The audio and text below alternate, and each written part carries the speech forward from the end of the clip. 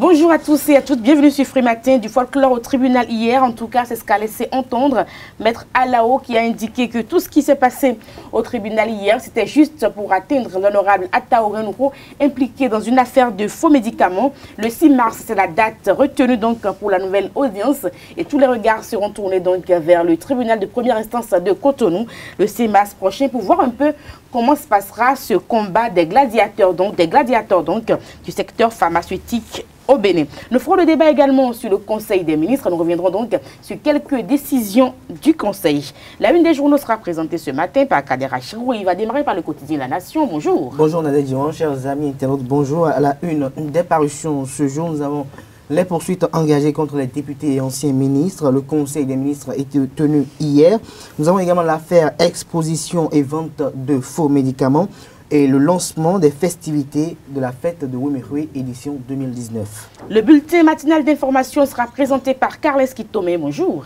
Bonjour Nadège.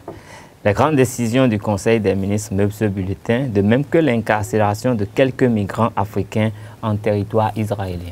En sport, nous parlerons entre autres de la Coupe de l'Union des fédérations ouest-africaines de foot UFOA. Dames, les finalistes seront connus ce soir. Grand moment donc de télévision à suivre absolument. Nous allons essayer donc de faire le point de cette actualité-là avec Larios Adjagbeno. Dans un instant, bonjour à tous, bienvenue. Voici pour vous la une des journaux, une présentation de Kader Achirou. Bonjour à nouveau, chers amis internautes. Nous démarrons par le quotidien national d'information, comme l'annonçait Nadège Diwan, à la une de La Nation ce jour en manchette. Poursuite engagée contre les députés et anciens ministres. Les précisions du ministre de la Justice sont à découvrir à la page 3 de l'apparition du jour du Canard, toujours avec le même quotidien. Conseil des ministres, Onésime Madodé, procureur général près la Cour suprême. Nous restons avec La Nation toujours. Affaire exposition et vente de faux médicaments. Les grossistes pharmaceutiques en prison jusqu'au 6 mars prochain. La Nouvelle Tribune, poursuite judiciaire dans la lutte contre la corruption, des rapports mal ficelés, des mises en cause accusées. Sans audition, affaire dite des faux médicaments. Le procès reporté au 6 mars. Les grossistes maintenus en prison, rapporte La Nouvelle Tribune. Nord-Sud quotidien contre l'impunité. Talon dans une lutte non sélective. C'est un constat du confrère Nord-Sud quotidien. Non-installation du COSLEPI, une raison suffisante de s'indigner selon Tokpanou. C'est un titre à la une du quotidien Nord-Sud quotidien également. L'actualité, vaste campagne de moralisation de la vie publique, une lutte sans considération partisane sous Talon. Cette purge ne connaît ni opposants ni partisans. Toujours avec l'actualité, stratégie de relance du secteur des arts et de la culture. Oswald Omeki dévoile le document de stratégie. Matin libre à présent. Affaire Atao médicaments falsifiés, tous les grossistes interpellés en prison. Le juge renvoie le dossier au 6 mars. Le DPMED Ferdinand Baguidi intouchable. Concertation pour le dialogue social toujours avec Matin libre. Gouvernement et syndicats se retrouvent ce jour. Pendant ce temps, les grèves maintenues dans l'enseignement. Soleil Bénin Info, lutte contre la corruption et l'impunité sous la rupture. L'heure du grand ménage. Amis, partisans et opposants sont frappés sans état d'âme, constate le confrère. Retour sur les réalités de la présidentielle de 2016 au Bénin. Lionel Zinsou éclaboussé par une affaire de plusieurs milliards de francs CFA. L'autre vision à présent, éradication de la corruption et de l'impunité au Bénin. Mouvancy opposants corrompus à la barre. Talon dans une lutte impartiale sans merci, note le Canard. Toujours avec l'autre vision, relance du secteur des arts et de la culture. Oswald Omeki, ministre de la Culture, dévoile les grands axes aux acteurs culturels, des innovations, projets et chantiers pour une valorisation du patrimoine culturel et artistique. Le Béninois libéré, série des rencontres avec les confessions religieuses. Patrice Talon en Djellaba, cet après-midi. Bismillah, prière, Atao et Salé. Note le confrère à travers une caricature. Le matinal, le défi d'une génération, scandale au CNCB, l'impartialité de Talon prouvée, toujours avec le défi d'une génération en deuxième titre à la une. Poursuite des grossistes répartiteurs d'Atao, le dossier renvoyé au 6 mars prochain. Soleil levant à présent, gouvernance Talon, Idelphonse Mathieu Sodiquin salue l'exécution du PAG pour le bonheur des populations. Kinikini, 28 ans après la conférence nationale, Albert Tévouredret offre une bibliothèque virtuelle à la postérité. Toujours avec Kinikini, projet finance digitale, la formation des agents marchands lancée. Nous passons au quotidien. Le potentiel, traque lancé contre les faussaires. Talon poursuit son exorcisme républicain. Le mythe d'une lutte sélective est définitivement tombé. L'autre quotidien, Conseil des ministres, 3 décrets adoptés. Il est créé une commission nationale ad hoc chargée d'élaborer les décrets et arrêtés d'application du statut général de la fonction publique. 16 personnes graciées sortent du couloir de la mort pour une prison à vie. À lire le texte du Conseil en page 3. Fraternité, pour mettre un terme à la une des journaux de ce jour, loi 2017-44 portant recueil du renseignement, mise sur écoute des Béninois, la Cour donne carte blanche. Chaque Béninois doit être immatriculé et bien suivi. L'intégralité de la décision des 7 sages est à la page 3 de la parution du jour du quotidien Fraternité. Merci à vous, Kader Achirou, pour la présentation de cette une des journaux. Nous passons à présent au bulletin matinal d'information. Amis internautes, bonjour. Bienvenue au bulletin d'information de ce 22 février. Réunis sous la présidence du chef de l'État hier mercredi 21 février, en haute décision, le Conseil des ministres a validé un décret portant création et fonctionnement de la commission ad hoc chargée d'élaborer les décrets et arrêtés d'application de la loi portant statut général de la fonction publique.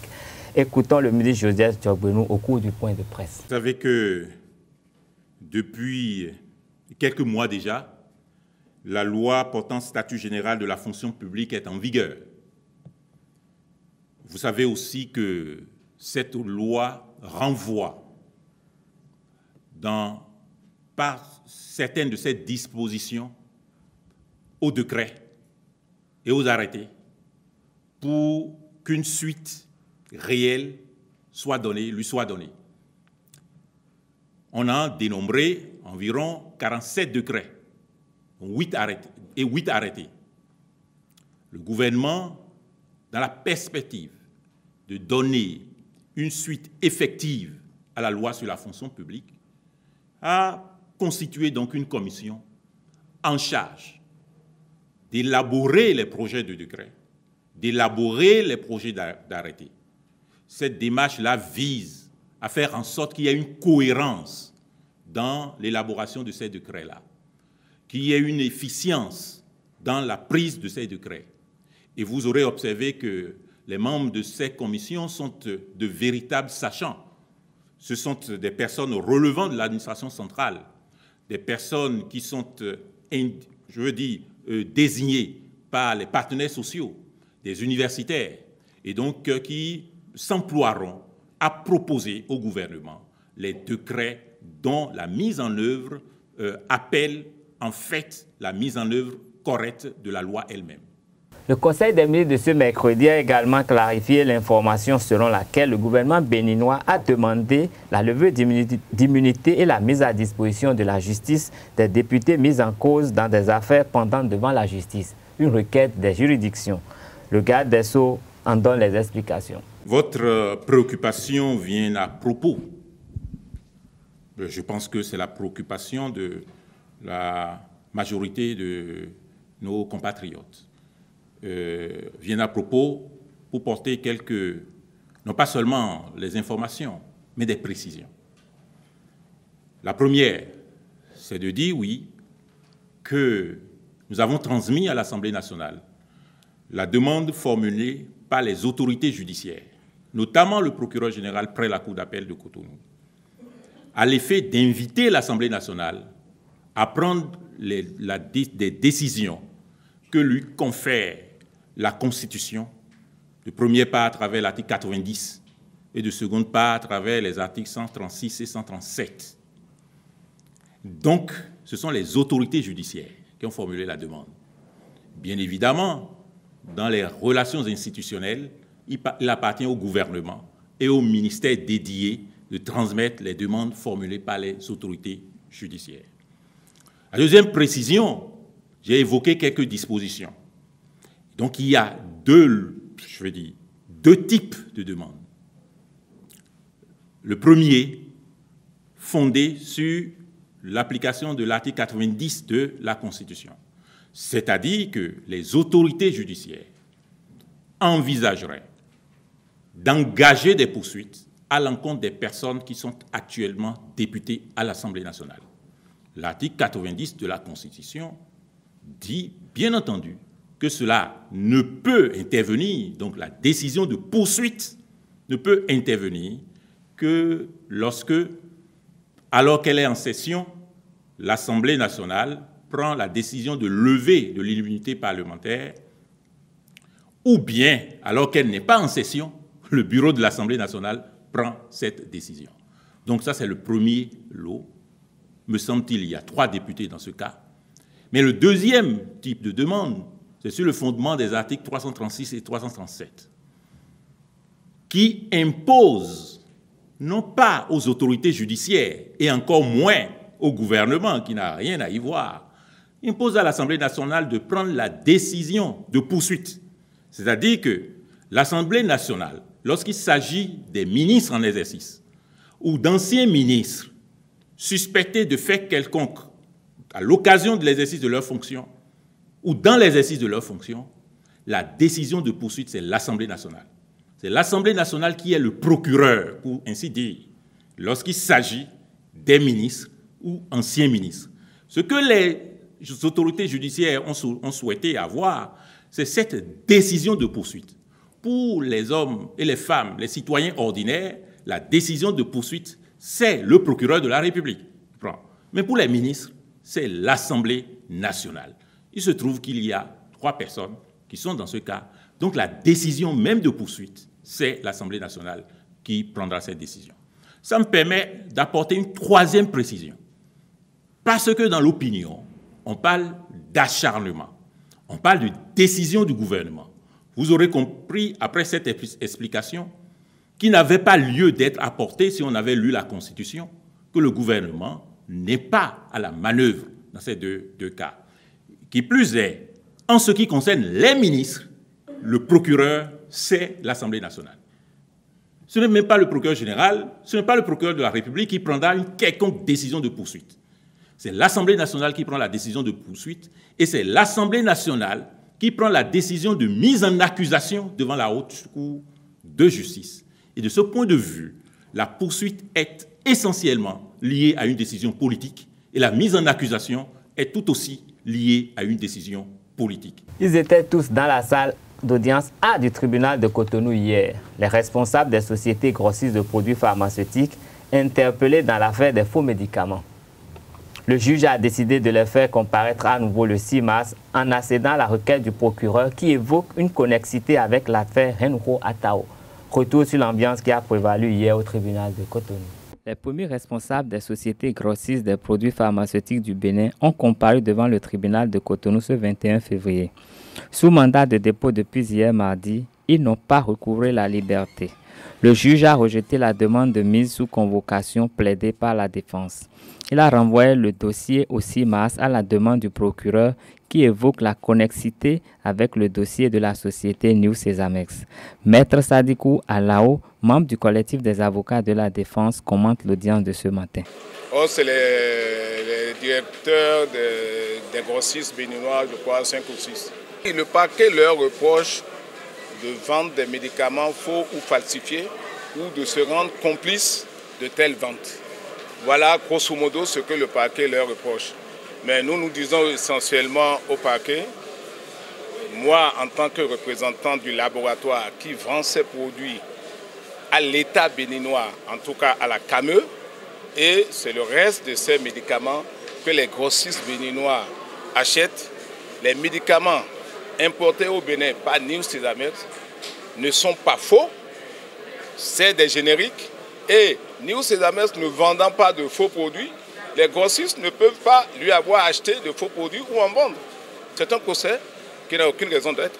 Non, on lui a dit que ce n'est pas fondé parce que l'enquête qu'il est en train de remettre au 6 mars pour l'audience, elle est terminée depuis 1 mois. Pourquoi ne l'avoir pas programmée pour aujourd'hui et avoir programmé pour aujourd'hui l'enquête qui n'est terminée qu'hier? Il y a délibérément une manière de prolonger le débat et de maintenir des gens en détention. C'est tout. Nous n'approuvons pas du tout cette procédure. Elle est totalement biaisée et elle n'est pas légale. Quoi qu'en pense le procureur. Mais oui, la CAME, c'est des entités étatiques et qui fait des appels d'offres. Et c'est New Sesamex qui gagne. L'État a écrit à tous les grossistes que les médicaments de New Sesamex sont non seulement les meilleurs, mais ils sont à meilleur prix et leur recommande d'acheter auprès de New Sesamex. Comment peut-on les poursuivre aujourd'hui devant un tribunal? C'est une manière de vouloir se prévaloir de sa propre turpitude. Mais la réalité, c'est à Tao. Mais je ne sais pas s'ils peuvent trouver à Tao à travers les grossistes qui s'en prennent encore à Nils Cézamès, je comprendrai. Les prévenus retournent en prison en attendant l'audience du 6 mars prochain. Hors de nos frontières, les autorités israéliennes ont incarcéré le mardi 20 février 7 migrants africains en situation illégale. Retenus dans le centre de Holo, un centre de semi-détention ouvert dans le désert de Negev, ils avaient reçu un avis des autorités leur demandant de choisir de rester ou de partir ou d'effectuer un départ volontaire dans un délai d'1 mois. Convoqués le mardi pour signer leur réponse, les 7 Érythréens ont choisi l'incarcération dans un centre privé fermé plutôt qu'un départ d'Israël. Ils font partie d'un groupe de 700 retenus à Holo. Cette mesure vise la fermeture prochaine de ce centre par les autorités israéliennes.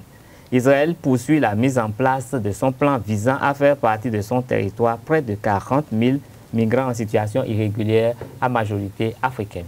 En Zambie, One Big, un ressortissant chinois, a été condamné à 9 mois de travaux forcés pour avoir vendu des maillots de contrefaçon de l'équipe nationale de football. Jugé par un tribunal de Lusaka, il a été reconnu coupable d'avoir vendu des marchandises d'une fausse marque. Il a été arrêté le mois dernier pour avoir écoulé 24 maillots d'une valeur de 350 $, une information assimilée à un vol. Greenwell Malawi, le magistrat, a prononcé le jugement. Le maillot national est une marque brevetée et c'est le fruit d'un travail de créativité, a déclaré le juge. C'est un cas qui devrait envoyer un message fort, en particulier aux ressortissants étrangers qui viennent faire des affaires en Zambie, a-t-il ajouté. Ce sera tout pour ce bulletin d'information. Merci de rester fidèle à Esaü TV. La grande édition du journal est prévue pour 19 h sur Esaü TV. Nous passons au débat sur Freematin.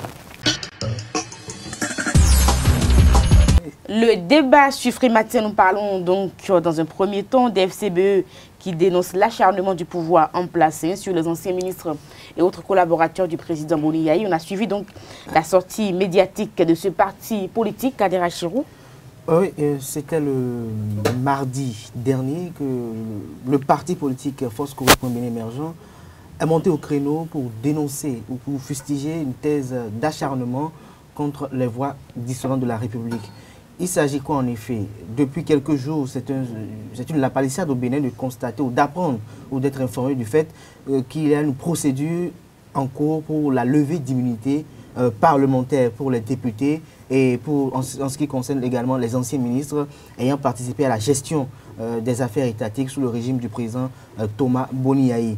Il y a également un secret de polichinelle de savoir que les dirigeants actuels ne sont pas en parfaite odeur de sainteté avec leurs amis d'hier. Je veux parler des Forces Corée pour un Bénin émergent avec qui ils ont eu à avoir beaucoup de pactes et de deals par le passé. Alors, depuis le congrès des FCBE, le congrès qu'on pourrait qualifier de congrès réussi de ce parti politique à Parakou, on assiste aujourd'hui à une sorte de réponse du berger à la bergère. On assiste aujourd'hui à une sorte de folklorisation de la classe politique parce qu'on ne peut pas comprendre comment on ne peut pas accepter le fait qu'un ancien président puisse quand même faire sortir, faire drainer de la foule derrière lui parce qu'il a quand même dirigé le pays pendant 10 ans. Ne pas y croire, ne pas penser cela serait quand même être un aveugle ou peut-être être un amateur politique. Alors aujourd'hui, depuis la sortie de Boni Yayi à Parakou, on veut coûte que coûte essayer quand même de faire tomber les ténors de ce parti politique. On veut essayer tout coûte que coûte d'étouffer le parti politique qu'on a espéré quand même voir se disloquer après le départ de Barthélémy Kassa, après le départ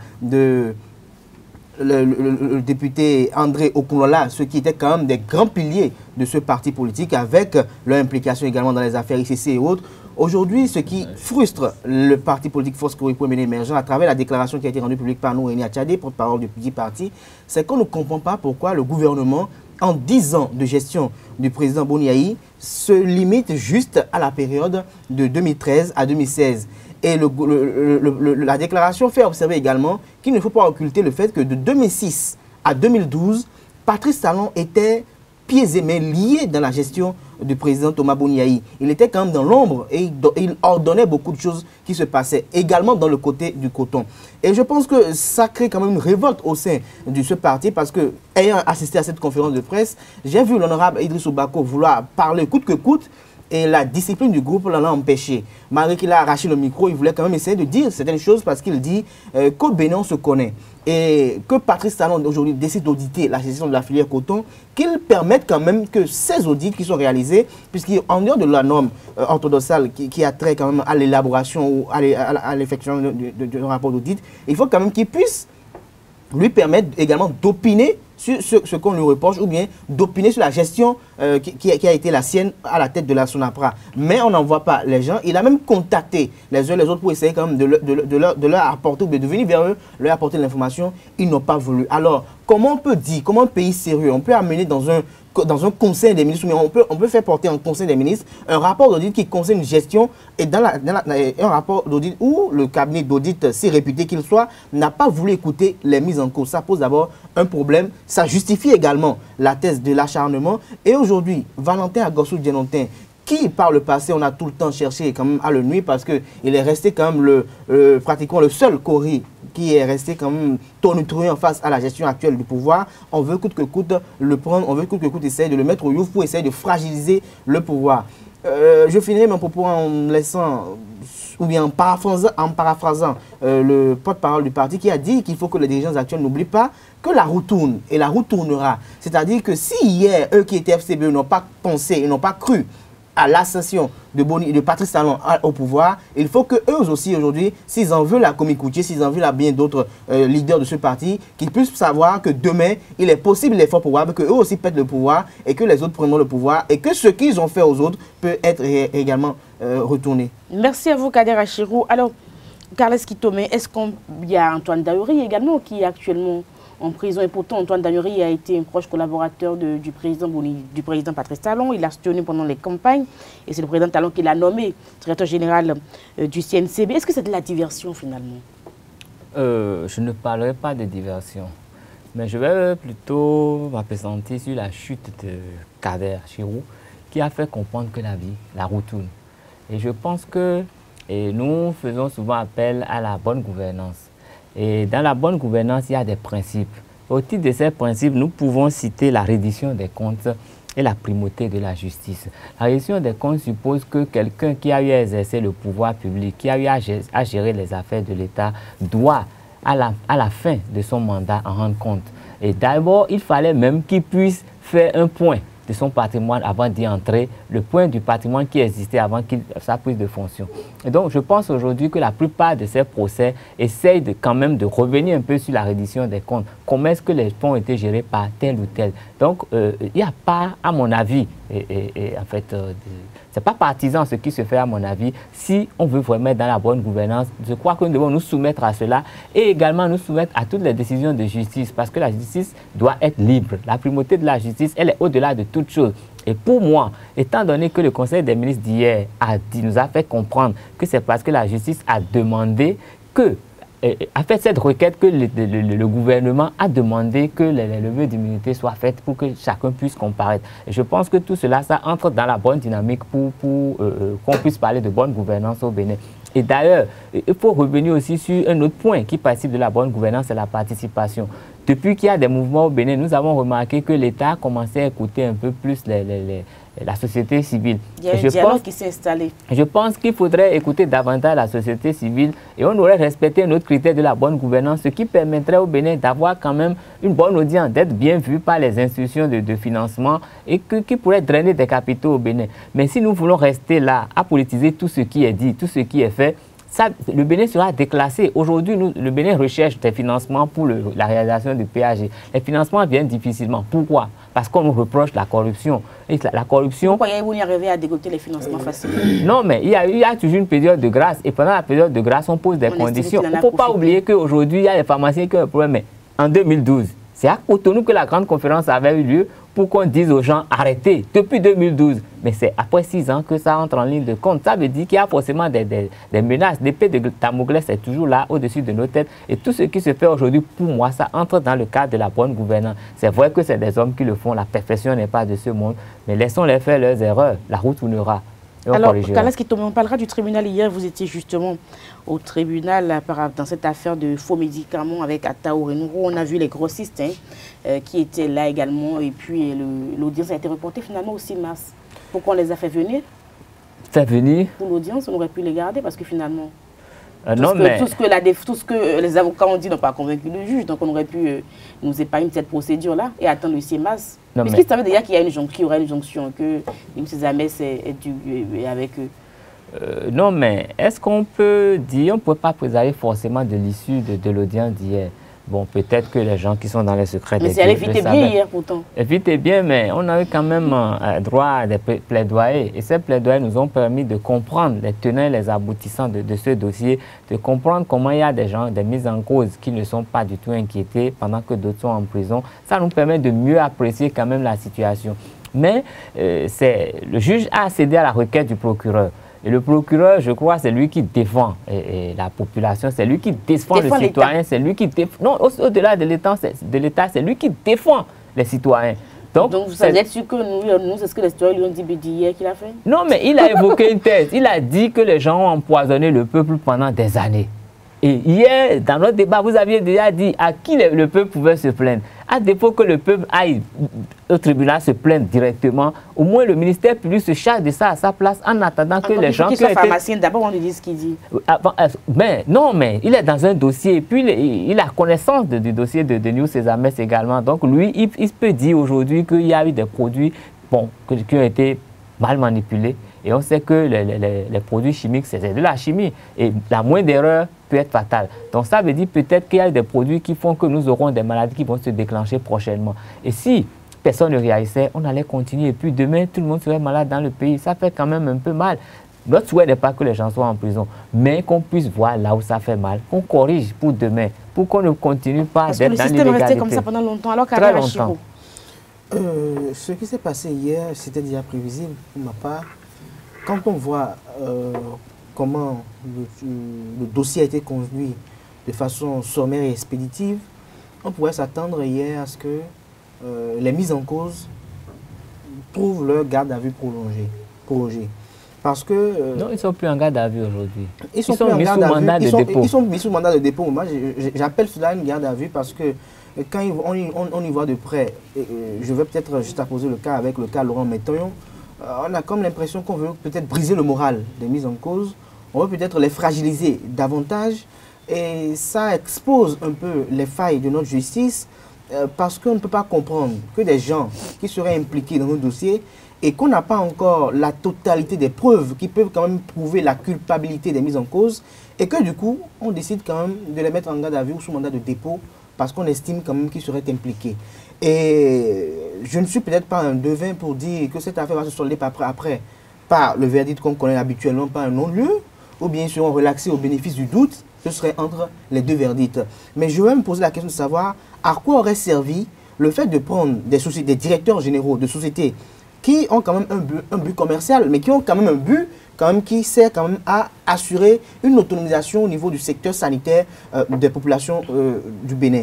Pourquoi on va garder à vue ces différents directeurs généraux qui constituent quand même des points sensibles? Parce que les différentes sociétés dont les directeurs généraux ont été pris, quand je prends Gapop, quand je prends UFA et autres, vous allez voir que au niveau de la fourniture, au niveau de la fourniture, je ne vais pas parler de leur manière de fournir des médicaments, mais je vais parler au niveau de leur fonctionnement. Au niveau de leur fonctionnement, il y aura un ralentissement. Pourquoi? Parce qu'il y a les décisions où on doit forcément faire recours au directeur général. Même s'il y a un directeur général adjoint, vous n'êtes pas sans savoir qu'aujourd'hui, dans nos sociétés, dans nos structures, le directeur général est quand même le patron de tous les patrons. C'est celui qui maîtrise beaucoup plus les enjeux de la société. Et donc son départ va affecter. Et comme c'est une structure qui a abus commercial, vous allez voir que automatiquement les pharmaciens, les petits détaillants qui achètent, qui vendent des médicaments, vont se ruer vers les dits grossistes qui n'ont pas été interpellés parce qu'ils vont estimer que ce sont ceux-là qui sont sains,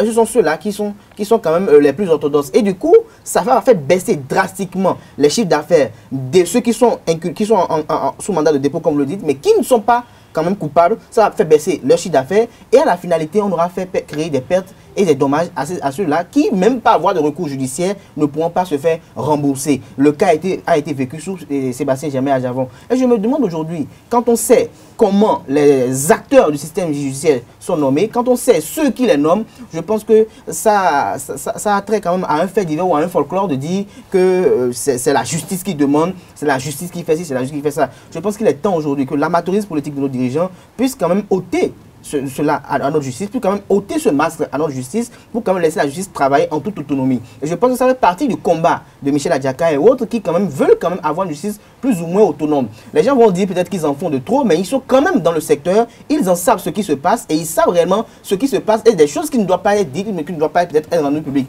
Et on veut beaucoup plus que la justice soit autonome, qu'on arrête d'instrumentaliser la justice pour quand même régler des comptes. Parce que quand je vois le dossier et quand je le vois de près, on dit attends, Maman Nenro est peut-être spécialisé dans la vente de médicaments falsifiés. C'est ce qu'on nous a dit. On nous a dit cela et on ne peut pas peut-être prendre cette thèse et la refuter. Mais dans le cas d'espèce où le mise en cause lui-même, attends, Maman Nenro, n'est pas mis sous mandat de dépôt, n'est pas mis en garde à vue, et que sa levée d'immunité a toujours un plomb dans l'aile au niveau de sa procédure, et qu'on décide dans ce même dossier d'aller prendre des gens, et que le directeur qui est en charge de la signature des 10 documents que détient Atao, que Atao Mohamed Renouko brandit pour dire voilà, je suis autorisé, je suis légitimement, mais je suis légalement autorisé à faire cette activité, que le directeur soit relaxé, ne soit pas inquiété, et que dans le même temps, ceux qui achètent peut-être, ceux qui sont supposés acheter ces produits, encore qu'on a vu ces différents grossistes faire des sorties médiatiques quand ils ont été indexés par les propos d'Atao pour dire qu'ils ne connaissent pas News Sames, parce que si on veut dire qu'Atao est le représentant de News Sames, eux ils connaissent un Indien et que c'est cet Indien qui leur a vendu,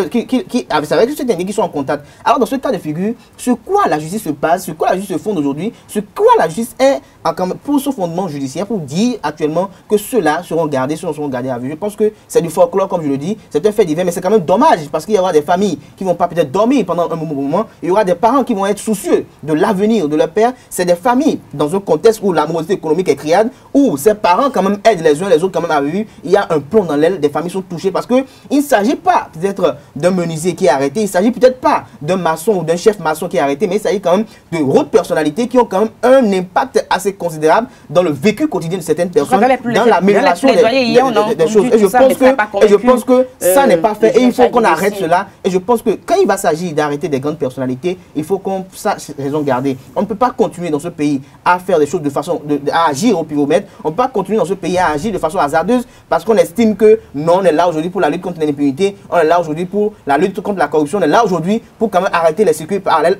pendant que ce temps, dans l'autre côté, dans le viseur, ce qui se passe, se passe. Merci à vous, Kadira Chirou Kales Kitome. C'était le débat sur Frématin. Nous passons au sport.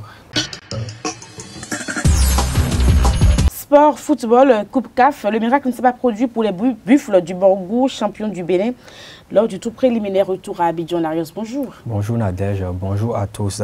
Tenu en échec un but partout au stade général Mathieu Kérékou de Cotonou à l'aller, les Buffles du Borgou, représentants du Bénin en Ligue des Champions, n'ont pas pu réaliser ce mercredi l'espoir au stade Félix Houphouët-Boigny d'Abidjan face à la SEC Mimosa, champion de la Côte d'Ivoire.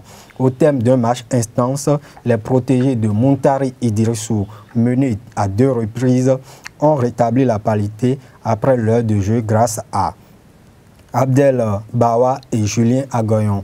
À ce moment précis du match, c'est le club Palakwa qui détient son ticket pour le tour suivant. Mais l'opportuniste attaquant burkinabé Ahmed Touré va mettre fin aux espoirs des Buffles à 16 minutes de la fin de la rencontre.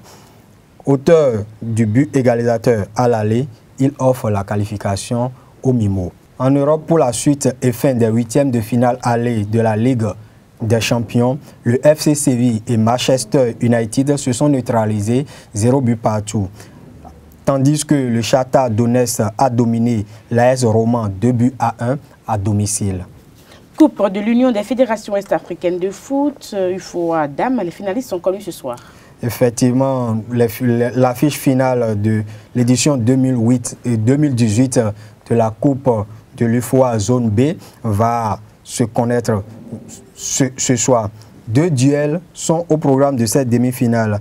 À 17h30, heure béninoise, la Côte d'Ivoire, le pays hôte, affronte les Aiglones du Mali qui ont remplacé le Bénin à la dernière minute Puis, à 20 h, le choc anglo-anglais entre les Super Falcons du Nigeria et les Black Starlets du Ghana. 6 athlètes béninois reçoivent aujourd'hui les bourses de la solidarité olympique pour le compte de l'Olympiade 2020.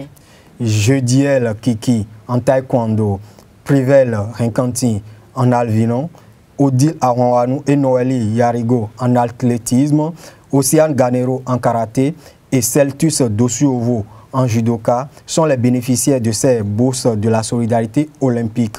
C'est à travers une cérémonie officielle de signature d'accord avec les 5 fédérations concernées que les 10 bourses seront remises à ces 6 athlètes. L'objectif de ces bourses est de leur permettre de mieux préparer les compétitions qualificatives aux Jeux olympiques de Tokyo 2020. Merci à vous, Laroche Adjabouenon, pour la présentation de la page des sports. Merci. Merci à vous. On va se retrouver. Merci. On va se retrouver demain pour notre numéro de Free Matin. Portez-vous bien, au revoir et restez fidèles à nos programmes sur News TV.